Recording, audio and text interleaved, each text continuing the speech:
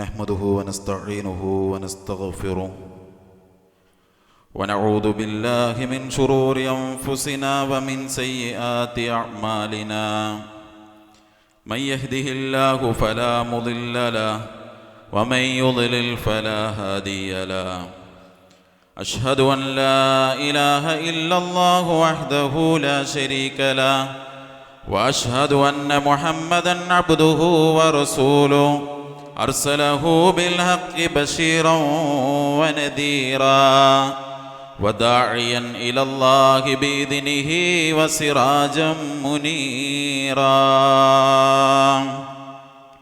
اللهم صل على محمد وعلى آل محمد كما صليت على إبراهيم وعلى آل إبراهيم إنك حميد مجيد اللهم بارك على محمد وعلى آل محمد كما باركت على إبراهيم وعلى آل إبراهيم إنك حميد مجيد أما بعد فإن خير الكلام كلام الله وخير الهدي هدي محمد صلى الله عليه وسلم وشر الأمور محدثاتها وكل محدثة بدعة وكل بدعة ضلالة وكل ضلالة في النار يا أيها الذين آمنوا اتقوا الله حق تقاته ولا تموتن إلا وأنتم مسلمون اللهم رب اشرح لي صدري ويسر لي أمري واحلل عقدة من لساني يفقه قولي أيها الإخوان والأخوات أوصيكم وإياي أولا بتقوى الله أعوذ بالله من الشيطان الرجيم بسم الله الرحمن الرحيم إياك نعبد وإياك نستعين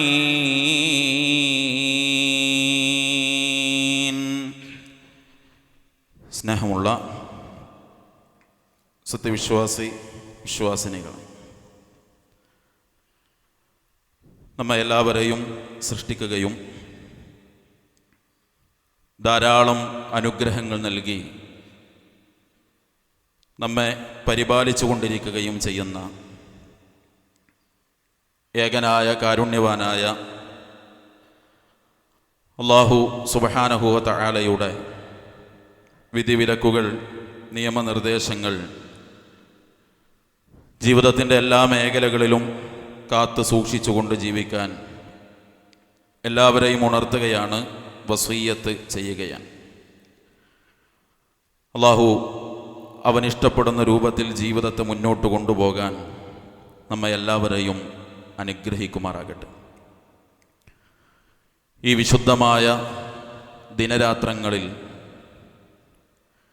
നാം ചെയ്യുന്ന കർമ്മങ്ങൾ, നമ്മുടെ നന്മകൾ സ്വീകരിക്കപ്പെട്ട നിലയിൽ പരലോകത്ത് ഇതുകൊണ്ട് സന്തോഷിക്കാൻ പടച്ചറബ് നമ്മെ എല്ലാവരെയും അനുഗ്രഹിക്കുമാറാകട്ടെ. വിശുദ്ധ റമദാൻ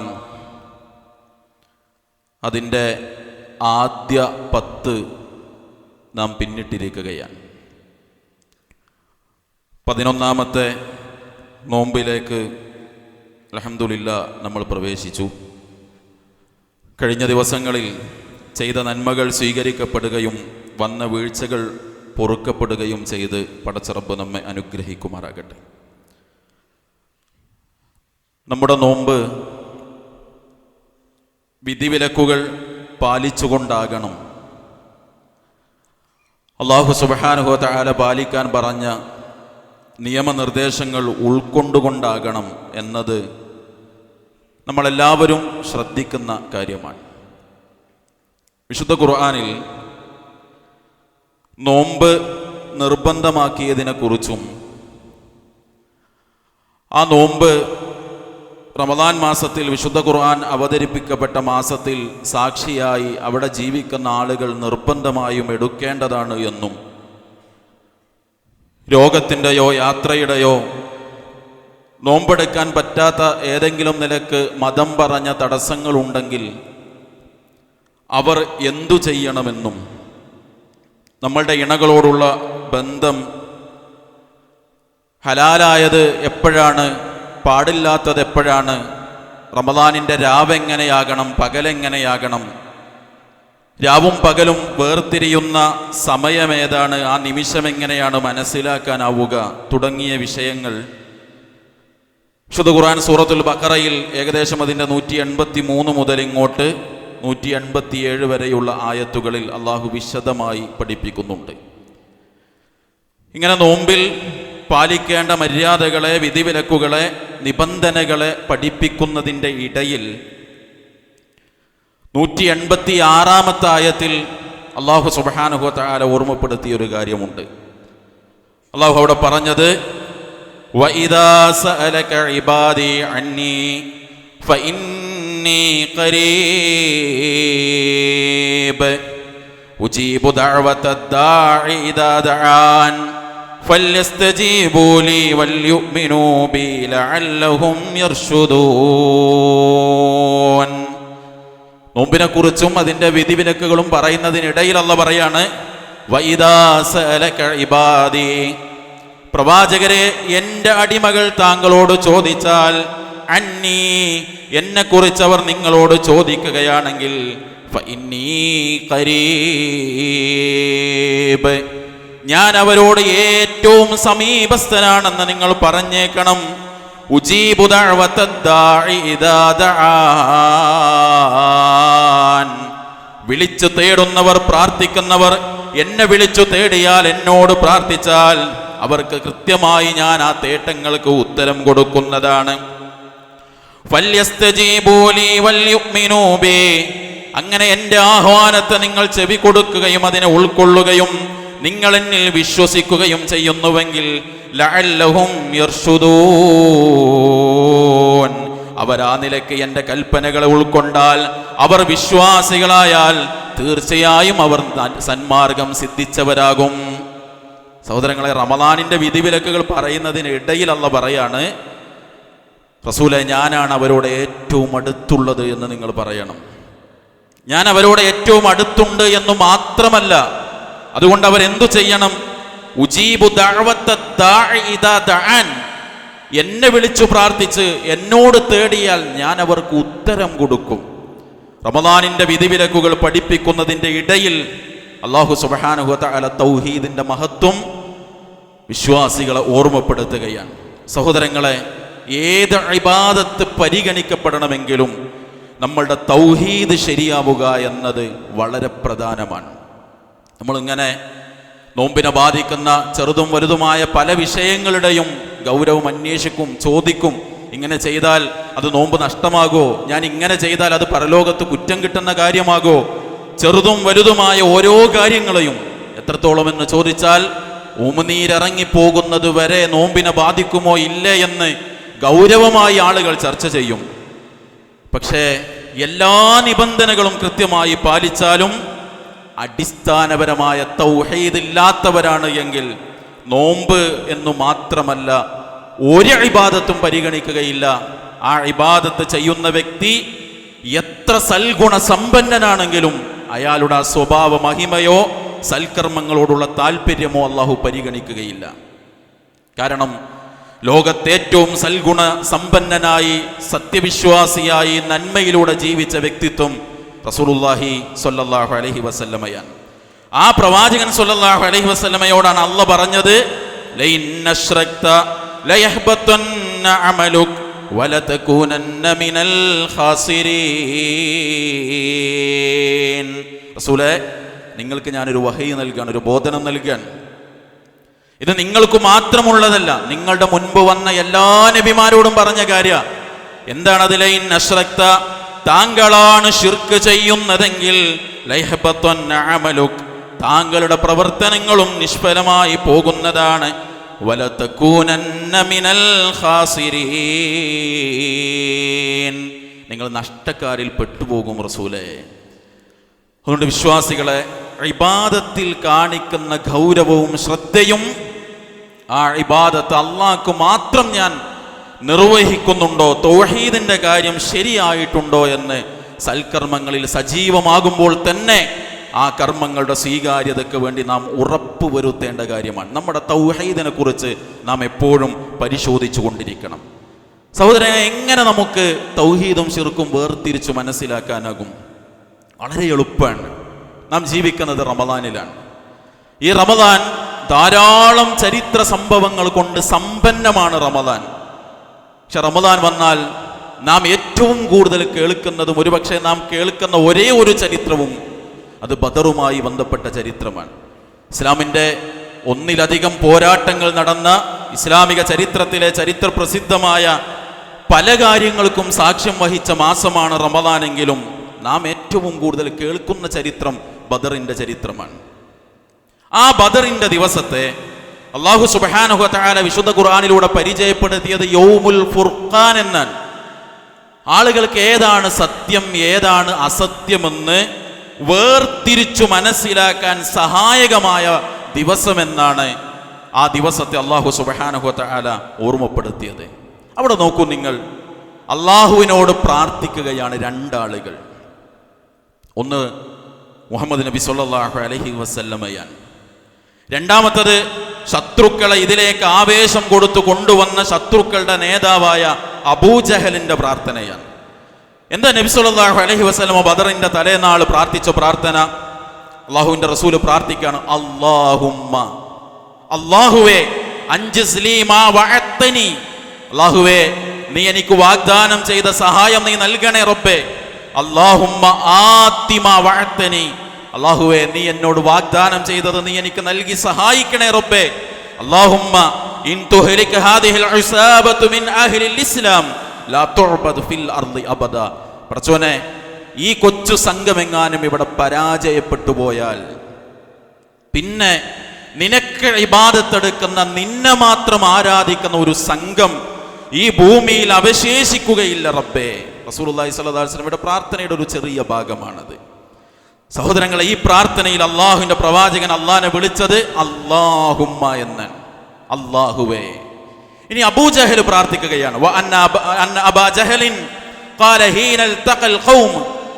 സംഘങ്ങൾ, ഈ രണ്ട് സംഘങ്ങൾ കണ്ടുമുട്ടിയ സന്ദർഭത്തിൽ അബൂജഹൽ പ്രാർത്ഥിക്കുകയാണ്, അല്ലാഹുമ്മ അഖ്തഉനാ ലിർറഹിമി വആതാനാ ബിമാ ലാ യുഅറഫ് ഫഅഹ്നിഹിൽ ഗദാത്.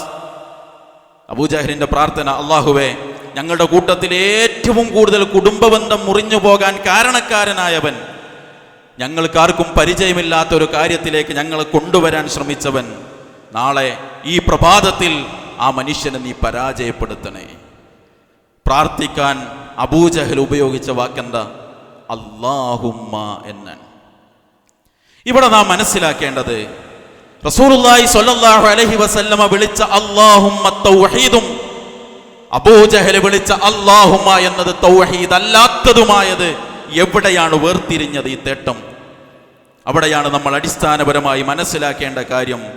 അല്ലാഹു ഉണ്ട് എന്ന് പറയാനല്ല ബദറുണ്ടായത്. അല്ല ഉണ്ട് എന്ന കാര്യത്തിലല്ല റസൂലുള്ളാഹി സ്വല്ലല്ലാഹു അലൈഹി വസല്ലമയും അബൂജഹൽ അടക്കമുള്ള ശത്രു സംഘങ്ങളും മക്കയിലെ മുശ്രിക്കുകളും തമ്മിൽ തെറ്റിയതും പോരാട്ടം നടന്നതും അല്ല ഉണ്ടോ ഇല്ലേ എന്ന കാര്യം തീരുമാനിക്കാനല്ല. അവർക്കിടയിലുണ്ടായ അഭിപ്രായ വ്യത്യാസം അള്ളാഹുവിനോട് പ്രാർത്ഥിക്കണോ വേണ്ടേ എന്ന കാര്യത്തിലല്ല. അള്ളാഹിനോട് പ്രാർത്ഥിക്കണോ വേണ്ടേ എന്ന കാര്യത്തിൽ രണ്ടാലൊരു വിഭാഗത്തിന് അഭിപ്രായ വ്യത്യാസം ഉണ്ടായിരുന്നെങ്കിൽ രണ്ടുപേരുടെയും പ്രാർത്ഥനയിൽ അല്ലാഹുമ്മ എന്ന വാക്ക് കടന്നു വരില്ലായിരുന്നു. അവിടെ ഉണ്ടായിരുന്നതിൻ്റെ അടിസ്ഥാനപരമായ വ്യത്യാസം എന്ന് പറയുന്നത് അള്ളാഹുവിനോട് മാത്രം പ്രാർത്ഥിക്കണം, അള്ളാഹുവിനോട് മാത്രമാണോ പ്രാർത്ഥിക്കേണ്ടത്, ഈ മാത്രം വേണോ വേണ്ടേ എന്ന കാര്യത്തിലാണ് യഥാർത്ഥത്തിൽ ആ ബദർ ഉണ്ടായത്. റസൂലുള്ളാഹി സ്വല്ലല്ലാഹു അലൈഹി വസല്ലമ മക്ക വിട്ടു മദീനയിലേക്ക് ഹിജറ പോയത് മാത്രമെന്നതിനെ സംരക്ഷിക്കാനാണ്. അള്ളാഹ്ക്ക് ആരാധന എടുത്ത് അങ്ങനെ ജീവിക്കുക, അല്ലാത്തവരോടും തേടാമെന്നതായിരുന്നെങ്കിൽ സുഖസുന്ദരമായി സുഖലോലുപതയുടെ മടിത്തട്ടിൽ റസൂലുള്ളാഹി സ്വല്ലല്ലാഹു അലൈഹി വസല്ലമക്ക് ജന്മനാട്ടിൽ തന്നെ കഴിയാമായിരുന്നു. എന്തിനാണ് ഹിജ്റ? മാത്രമെന്നതിനെ സംരക്ഷിക്കാനാണ്. എന്തിനാണ് ബദർ? മാത്രമെന്നത് ഉൾക്കൊണ്ട് ജീവിച്ചതിന് തടസ്സം നിൽക്കാൻ ശത്രു ശ്രമിച്ചിടത്തുണ്ടായ പ്രതിരോധത്തിന്റെ പോരാട്ടമാണ് ബദർ.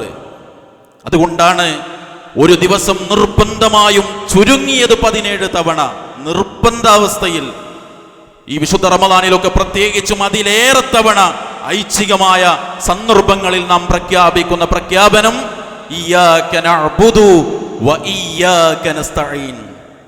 അല്ലാഹുവേ, നിന്നെ മാത്രമാണ് ഞങ്ങൾ ആരാധിക്കുന്നത്, നിന്നോട് മാത്രമാണ് ഞങ്ങൾ സഹായം ചോദിക്കുന്നത്.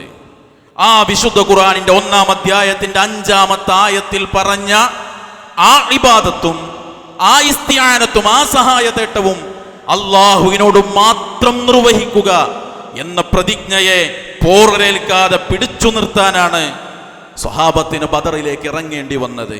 അതിനാണ് അവർ നാടുവിട്ടത്. അതിനാണ് അവർ കച്ചവടത്തെ അവർക്ക് നഷ്ടം സംഭവിക്കേണ്ട അവസ്ഥയുണ്ടായത്. അതിനാണ് മക്കയിൽ ഇണകളെ വിട്ട് മദീനയിലേക്ക് അവർ തനിയെ യാത്ര ചെയ്യേണ്ടി വന്നത്. സഹോദരങ്ങളെ, അല്ല ഉണ്ട് ഇല്ല എന്ന് വിശ്വസിക്കുന്നിടത്തല്ല തൗഹീദ് വേർതിരിയുന്നത്. അള്ളാനോടും പ്രാർത്ഥിക്കുന്നു, അല്ലാത്തവരോടും പ്രാർത്ഥിക്കുന്നു. അള്ളാനോട് ഞാൻ പ്രാർത്ഥിക്കുന്നില്ല എന്നിടത്തല്ല തൗഹീദ് വേർതിരിയുന്നത്. നമ്മളുടെ പ്രാർത്ഥനകളെ, തേട്ടങ്ങളെ, ഇബാദത്തുകളെ അവനിലേക്കു മാത്രമാക്കുക. വിശുദ്ധ ഖുർആനിൽ നാം എടുക്കുന്ന ഈ പ്രതിജ്ഞ ജീവിച്ചവരോ മരിച്ചവരോ ആയ, മുന്നിലുള്ളവരോ അല്ലാത്തവരോ ആയ മനുഷ്യരോടോ മലക്കിനോടോ ജിന്നിനോടോ മറ്റൊരാളോടും കല്ലിനോടോ മരത്തിനോടോ ഖബറിനോടോ പാടില്ല, റബ്ബിനോട് മാത്രമെന്ന് ഉറക്കെ പറയാനാണ് വിശുദ്ധമായ റമദാനിന്റെ ദിനരാത്രങ്ങളിൽ അവരധ്വാനിച്ചത്. പക്ഷേ സഹോദരങ്ങളെ, അള്ളാഹു അല്ലാത്തവരെ വിളിച്ചു പ്രാർത്ഥിക്കുന്ന, ഈ ത്യാഗ പോരാട്ടങ്ങൾ നടത്തിയ ബദരീങ്ങളെ വരെ തങ്ങളുടെ ആവശ്യങ്ങൾക്ക് വേണ്ടി വിളിച്ചു തേടുകയും അവരോട് വരെ രോഗശമനത്തിന് വേണ്ടി പ്രാർത്ഥിക്കുകയും ചെയ്യുന്ന മനുഷ്യർ പറയുന്ന ചില ന്യായങ്ങളുണ്ട്. ഖബറിന്റെ മുന്നിൽ പോയി കൈനീട്ടി തേടുന്നവർ, ഭാവമാരെ ബീവിമാരെ വിളിച്ച് പ്രാർത്ഥനകളും ആരാധനകളും നിർവഹിക്കുന്നവർ, പുണ്യമരങ്ങളുടെയും പുണ്യപുഷ്പങ്ങളുടെയും അരികിലെത്തുന്നവർ, പലരെയും വിളിച്ചു തേടുന്നവർ, മുസ്ലിം പേരിൽ അറിയപ്പെടുന്നവർ പറയാറുള്ള ന്യായം, ഞങ്ങള് ഓലിക്ക് അള്ളാഹുവിൻ്റെ പോലെ കഴിവുണ്ടെന്നോ അവർ ഇലാഹാണ് എന്നോ അവർക്ക് സ്വമതീയത്തുണ്ട് എന്നൊന്നും ഞങ്ങൾ വിശ്വസിക്കുന്നില്ല. പ്രധാനമായും 3 കാര്യമാണ് പറയാറുള്ളത്. എന്നെ കേൾക്കുന്ന സാന്ദർഭികമായി റമദാനായതുകൊണ്ട് ഈ പള്ളിയിലേക്ക് എത്തിയ ഏതെങ്കിലും ഒരു സുഹൃത്ത് ഈ ന്യായത്തെ കൊണ്ടു നടക്കുന്നവരുണ്ടെങ്കിൽ, സഹോദരങ്ങളെ, നമ്മുടെ കുടുംബത്തിൽ ഏതെങ്കിലും ഒരാൾ ഈ ന്യായം കൊണ്ടു നടക്കുന്നുണ്ടെങ്കിൽ ആ ന്യായത്തെ ഖുർആൻ തിരുത്തിയത് നമ്മൾ പഠിക്കണം. ഒരു ന്യായം എന്താണെന്നറിയോ? ഞങ്ങൾ ഇവരോട് തേടുന്നത് അള്ളാഹുവിലേക്ക് ഞങ്ങൾ അടുപ്പിക്കാനാണ്. പടച്ചോന് എന്ന് പറഞ്ഞാൽ ഏറെ മഹത്വമുള്ള ആളാണ്. ചില മലയാള പ്രസിദ്ധീകരണങ്ങൾ എഴുതി വെച്ചതുപോലും അള്ളാഹുവിനോട് നേരെ തേടാനുള്ള അവകാശം മുഹമ്മദ് മുസ്തഫ സ്വല്ലല്ലാഹു അലൈഹി വസല്ലമക്കും മാത്രമാണ്. നമ്മളെല്ലാം തേടേണ്ടത് റസൂലിനോടാണ് എന്ന് പറയാറുള്ളത്. നമുക്ക് നമ്മുടെ രാജ്യത്തെ ഒരു പ്രധാനപ്പെട്ട ഒരാൾ, ഒരു മുഖ്യമന്ത്രി, ഒരു പ്രധാനമന്ത്രിയെ നേരിട്ട് കാണാൻ നമുക്കാകുമോ? ഇല്ല. താഴെ കടയിലുള്ള പലരെയും നമ്മൾ കാണേണ്ടി വരും. ഇതുപോലെ പടച്ചറപ്പിലേക്ക് അടുപ്പിക്കാൻ വേണ്ടിയാണ് ഞങ്ങൾ ഇവരോട് തേടുന്നത്. സഹോദരങ്ങൾ, അള്ളാഹിനെ കുറിച്ചുള്ള ബോധം എന്താണ്? അവന് അള്ളാഹ് പറഞ്ഞത് ഞാനാണ് ഏറ്റവും അടുത്തുള്ളവൻ. അപ്പൊ അടുപ്പിക്കാൻ വേണ്ടിയാണ് എന്നതാണ് ന്യായം പറയാറുള്ളത്. രണ്ടാമത്തെ ന്യായം, ഇവർക്കാർക്കും നമുക്ക് സ്വർഗം തരാനും നരകം തരാനും ഒന്നും കഴിയൂല, പക്ഷേ ഇവർ നമുക്ക് വേണ്ടി അള്ളാഹുവിൻ്റെ അടുത്ത് ശുപാർശ പറയും എന്നതാണ് മറ്റൊരു ന്യായം ആളുകൾ കണ്ടെത്താറുള്ളത്. ഇത് രണ്ടുമല്ലെങ്കിൽ മൂന്നാമത് പറയാറുള്ള ന്യായം, ഗൾഫിലൊക്കെ പോയി ദീനിന്റെ പാഠങ്ങൾ പഠിച്ച് തിരിച്ചു വന്ന ഏതെങ്കിലും ഒരു സുഹൃത്ത് സ്വന്തം വീട്ടുകാരോട് നാട്ടുകാരോട് ദീനു പറഞ്ഞാൽ ആദ്യം കേൾക്കുന്ന മറുപടി, അപ്പൊ നിന്റെ ഉപ്പാന്റെ ഉപ്പപ്പാന്റെ ഒക്കെ അവസ്ഥ എന്താ? ഇവരൊക്കെ ഇപ്പൊ എന്ത് ചെയ്തതാ നമ്മൾ കണ്ടിട്ടുള്ളത്? ഈ 3 ന്യായങ്ങളാണ് പ്രധാനമായും ശിർക്കിൽ ഒട്ടിച്ചേർന്നു നിൽക്കാൻ ആളുകൾ പറയുന്ന ന്യായമെങ്കിൽ ഇതേ ന്യായം പറഞ്ഞവരാണ് മക്കയിലെ മുശ്രിക്കുകൾ. അല്ലാഹു സുബ്ഹാനഹു വ തആല പറയാണ് സൂറത്തു സുമറിന്റെ 3-ൽ, മാ നഅ്ബുദുഹും ഇല്ലാ ലിയുഖർരിബൂനാ ഇലല്ലാഹി സുൽഫാ. ഞങ്ങൾ ഈ പറയപ്പെട്ട ഒരാളോടും തേടുന്നില്ല, പ്രാർത്ഥിക്കുന്നില്ല. എന്തിനു വേണ്ടിയല്ലാതെ? അവർ അള്ളാഹുവിലേക്ക് ഞങ്ങളെ അടുപ്പിക്കാൻ വേണ്ടിയല്ലാതെ. രണ്ടാമതൊരു പറഞ്ഞ കാരണം എന്താ? സൂറത്ത് യൂനുസിന്റെ 10-ാമത്തെ അധ്യായത്തിന്റെ 18-ാമത്തെ ആയത്തിൽ അല്ലാഹു പറഞ്ഞു, വയഖൂലൂൻ, അവര് പറയും, ഹാഉലാഇ ശുഫആഉനാ ഇൻദല്ലാഹ്, ഇവരോട് ഞങ്ങൾ തേടുന്നത് പടച്ച റബ്ബിന്റെ അടുത്ത് ഇവരൊക്കെ ഞങ്ങൾക്ക് വേണ്ടി ശുപാർശ പറയാൻ വേണ്ടിയാണ്. അള്ളാഹുവിന്റെ ശരിയായ ദീനിലേക്ക്, തൗഹീദിലേക്ക്, സുന്നത്തിലേക്ക് ആളുകളെ വിളിച്ചാൽ ആളുകൾ കൊടുക്കുന്ന മറ്റൊരു ന്യായം എന്താ? മറുപടി എന്താ?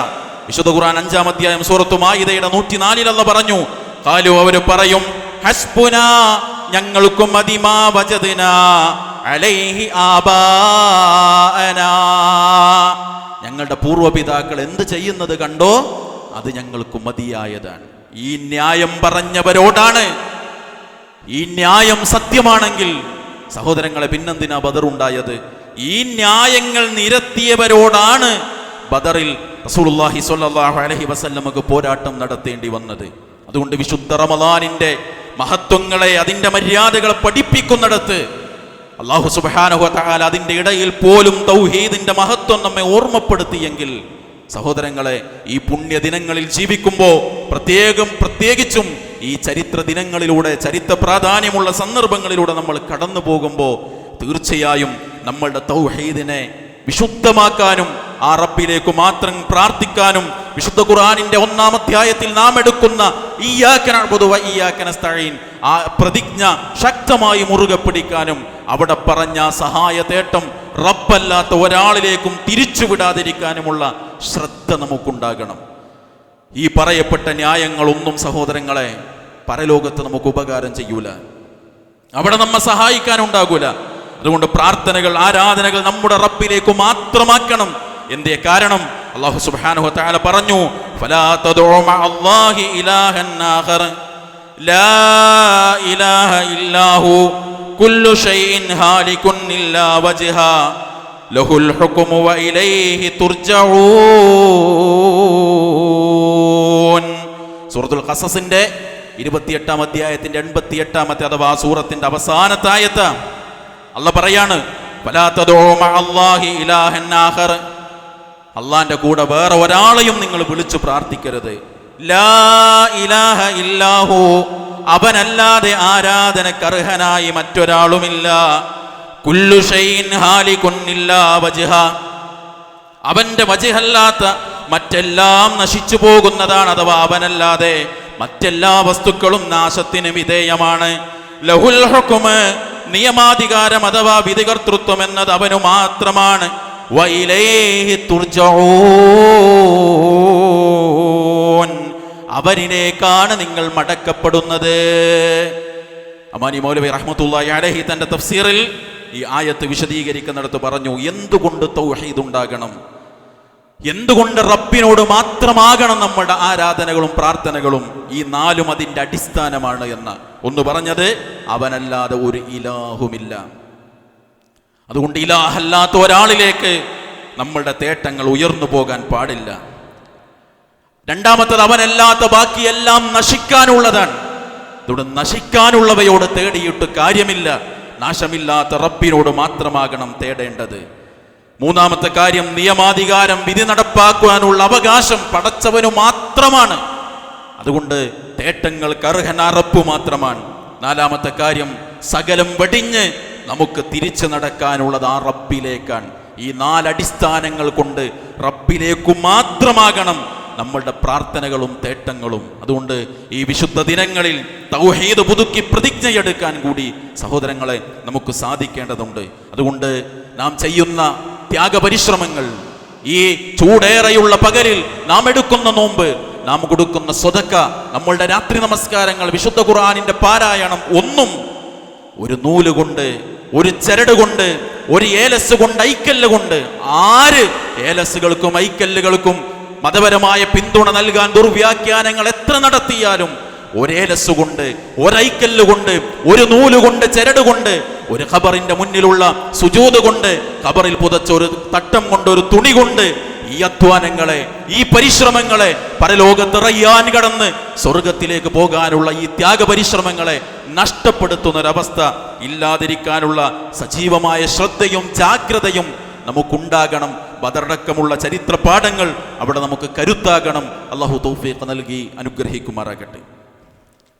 അൽഹംദുലില്ലാഹി റബ്ബിൽ ആലമീൻ, അസ്സലാത്തു വസ്സലാമു അലാ റസൂലിഹിൽ കരീം വഅലാ ആലിഹി വസഹ്ബിഹി അജ്മഈൻ, അമ്മാ ബഅദ്. സ്നേഹമുള്ള വിശ്വാസിനികളെ, അള്ളാഹുവിനെ സൂക്ഷിച്ചുകൊണ്ട് ജീവിക്കാൻ ഒരിക്കൽ കൂടി ഉണർത്തുകയാണ്, വസിയ്യത്ത് ചെയ്യുകയാണ്. അള്ളാഹു നമ്മെ അനുഗ്രഹിക്കുമാറാകട്ടെ. റസൂലുള്ളാഹി സ്വല്ലല്ലാഹു അലൈഹി വസല്ലമ പഠിപ്പിച്ച ഒരു അധ്യാപനം ഈ സമയത്ത് പ്രത്യേകിച്ചും നാം ഗൗരവമായി ശ്രദ്ധിക്കേണ്ട ഒരു കാര്യമാണ്. നബി സ്വല്ലല്ലാഹു അലൈഹി വസല്ലമ പറഞ്ഞു, ലിക്കുല്ലി അമലിൻ ഷിറ, എല്ലാ പ്രവർത്തനങ്ങൾക്കും നല്ല ആവേശമുള്ള ഒരു സമയമുണ്ടാകും. വലിക്കുല്ലി ഷിറത്തിൻ ഫത്ര, എല്ലാ ആവേശങ്ങളും താഴ്ന്നു പോകുന്ന ഒരു സമയവും ഉണ്ടാകും. ഫമൻ കാനത് ഫത്രതുഹു ഇലാ സുന്നതി ഫഖദ് ഇഹ്തദ, എൻ്റെ സുന്നത്തു പാലിക്കാൻ വേണ്ടിയാണ് ഒരാൾ അവൻ്റെ ആവേശം കുറഞ്ഞു പോകുന്നതെങ്കിൽ അവൻ സന്മാർഗത്തിലാണ്. വമൻ കാനത് ഫത്രതുഹു ഇലാ ഗൈരി ദാലിക്, അതല്ലാത്തൊരവസ്ഥയിലാണ് അവൻ്റെ ആവേശം കുറഞ്ഞു പോയതെങ്കിൽ ഫഖദ് ഹലക, അവൻ നശിച്ചിരിക്കുന്നു. എല്ലാ കാര്യങ്ങൾക്കും, ഭൗതികമായ മതപരമായ ഏതു കാര്യമെടുത്തു നോക്കിയാലും ആവേശമുള്ള ഒരു സമയം ഉണ്ടാകും, പിന്നെ ആവേശം കുറഞ്ഞു പോകും. ഒരാൾ വളരെ സജീവമായി ചെയ്യാൻ, ഒരുപാട് കാര്യങ്ങൾ ചെയ്യാൻ, എന്നിട്ട് അതിലൊരു കുറവ് വരുത്തി. അയാൾ കുറവ് വരുത്തിയത് എന്തുകൊണ്ടാണ്? അവന് മതത്തിൻ്റെ പരിധി വിട്ടുള്ളൊരു ആവേശത്തിലേക്ക് പോയപ്പോൾ ഇത് സുന്നത്തല്ലല്ലോ എന്ന് വിചാരിച്ചിട്ടാണ് അവൻ കുറവ് വരുത്തിയതെങ്കിൽ അവൻ സന്മാർഗത്തിലാണ്. എന്നാൽ അതല്ലാത്ത കാരണങ്ങൾ കൊണ്ട് നല്ല ആവേശത്തിൽ ചെയ്തിട്ട് പിന്നണ് താഴ്ന്നു പോയി അവിടെ നിന്ന് ഉയരാൻ കഴിഞ്ഞില്ലെങ്കിൽ അവൻ നശിച്ചിരിക്കുന്നു എന്നാണ്. ശരിക്ക് നമ്മൾ പരിശോധിക്കേണ്ട സമയമാണ്. നമ്മളുടെ സുബഹിൻ്റെ ജമാഅത്ത് എന്തുകൊണ്ടാണ് സൊഫിൻ്റെ എണ്ണം കുറഞ്ഞത്? നമ്മളുടെ തറാവീഹിൽ എന്തുകൊണ്ടാണ് ആളുകളുടെ എണ്ണം കുറഞ്ഞത്? കഴിഞ്ഞ വർഷങ്ങളിൽ നിന്നും നമ്മളുടെ സ്വതക്കയിലേക്ക് പിശുക്ക് കടന്നു വന്നത് എന്തുകൊണ്ടാണ്? ശരിക്ക് സഹോദരങ്ങളെ, നമ്മൾ പരിശോധിക്കണം. ശൈത്വാൻ നമ്മളുടെ കാര്യത്തിൽ വിജയിക്കുന്ന, നമ്മളുടെ പരലോകം നഷ്ടമാകുന്ന ഒരു കെട്ടടങ്ങൽ, സർവം നശിക്കാൻ കാരണമാകുന്ന ഒരു ഒതുങ്ങിക്കൂടൽ നമുക്ക് നന്മകളുടെ കാര്യത്തിൽ ഉണ്ടോ എന്ന് നമ്മൾ ചിന്തിക്കണം. പഴയ വേഗത വിശുദ്ധ ഖുർആനിൻ്റെ പാരായണത്തിന് ഇപ്പോൾ നമുക്കുണ്ടോ? ആദ്യ 10 പിന്നിട്ട് രണ്ടാമത്തെ 10ലേക്ക് എത്തിയപ്പോൾ ഒരു പ്രഭാതം അദ്കാറു സ്വബാഹ് കൊണ്ട്, ഒരു പ്രദോഷം അദ്കാറുൽ മസാഉ കൊണ്ട് സജീവമാകാൻ എനിക്ക് പറ്റാതെ പോയി എന്ന സങ്കടം നമുക്കുണ്ടോ? റവാത്തിബ് സുന്നത്തുകൾ ഏതെങ്കിലും കാരണം കൂടാതെ നമുക്ക് നഷ്ടമായോ? നമുക്ക് എത്ര ജമാഅത്തുകൾ കൃത്യമായി ലഭിച്ചിട്ടുണ്ട്? നമ്മൾക്ക് എത്ര രാത്രി നമസ്കാരം കിട്ടിയിട്ടുണ്ട്? സഹോദരങ്ങളെ, നമ്മൾ കൃത്യമായിട്ട് പരിശോധിക്കണം. കാരണങ്ങളുണ്ടാകും. കാരണങ്ങളൊക്കെ പലപ്പോഴും നമ്മളുടെ ശത്രുവായ ശൈത്താൻ നമുക്ക് കൂടുതൽ ഭംഗിയാക്കി കാണിച്ചു തരും. നമ്മളുടെ സ്വതക്കകളുടെ അളവ് കുറഞ്ഞു പോകുന്നിടത്ത് നാടനുഭവിക്കുന്ന സാമ്പത്തിക പ്രതിസന്ധി കാരണമാണ്.